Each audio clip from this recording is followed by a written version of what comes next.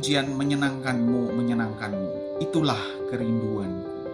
Nah, tapi kalau kita mau bertanya, apa sih sebenarnya makna menyenangkanmu?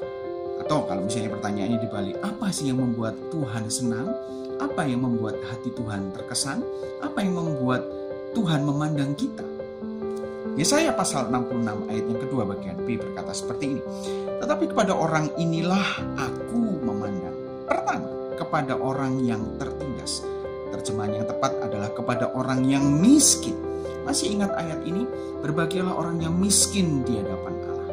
Artinya, koneksiku, hartaku, apa yang aku banggakan, pencapaian-pencapaianku, semua tidak ada artinya. Kecuali Tuhan saja yang paling berarti dalam hidupku. Kristus saja, hartaku yang paling berharga di dalam hidupku. Artinya adalah bahwa tanpa anugerah Tuhan, tanpa kehadiran Tuhan, aku bukan siapa-siapa. Aku tidak bisa hidup tanpa anugerah Tuhan yang ada dalam kehidupanku. Ini makna orang yang miskin di hadapan Allah. Yang kedua, Tuhan suka atau Tuhan senang kepada orang yang patah semangatnya. Maksudnya ini bukan putus asa, tapi lebih kepada orang yang punya roh yang menyesal akan dosa-dosanya. Orang yang memiliki kerapuhan di hadapan Tuhan untuk menyesali seluruh dosa-dosanya.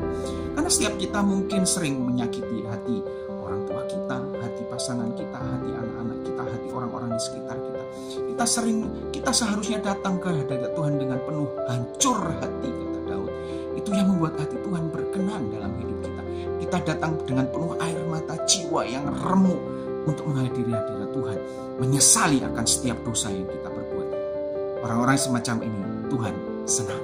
Yang ketiga, kepada orang yang gentar kepada firman-Ku. Artinya begini, aduh Tuhan, jangan-jangan apa yang aku lakukan ini melanggar firman-Mu. Orang yang takut sekali melanggar firman Tuhan, orang yang menaruh perhatiannya penuh kepada firman Tuhan. Firman Tuhan itu jadi satu-satunya patokan untuk dia berjalan dalam kehidupannya. Nah, kepada tiga jenis orang seperti ini atau tiga ciri ini Tuhan senang. Kepada orang yang memiliki atau orang yang miskin di hadapan Allah, orang yang memiliki roh yang mudah sekali untuk menyesali dosa-dosanya, dan kepada orang yang gentar kepada firman Tuhan. Orang-orang inilah yang membuat hati Tuhan senang, yang membuat mata Tuhan memandang kepadanya. Miliki ketiga ciri ini sehingga kita disebut orang-orang yang menyenangkan hati Tuhan. Amin. Tuhan Yesus memberkati. Mari kita berdoa. Tuhan, kepada setiap kami, tolonglah kami supaya kami memiliki tiga ciri ini. Kami miskin di hadapan Tuhan. Kami punya roh yang mudah menyesali seluruh dosa kami. Dan kami gentar akan kebenaran firman. Di hari-hari yang semakin menuju kepada akhir ini, biarlah nanti ketika Engkau datang kedua kalinya, Engkau temukan kami sebagai orang-orang yang menyenangkan, menyukakan hati-Mu. Mata Tuhan memandang setiap kami. Terima kasih Tuhan Yesus. Berkati setiap orang yang mendengarkan kebenaran firman ini, sehingga mereka akan disebut orang-orang yang dan melakukan setiap kebenaran firman, dan mereka akan disebut orang-orang yang menyenangkan hati Tuhan. Dalam nama Tuhan Yesus kami sudah berdoa. Haleluya. Amin.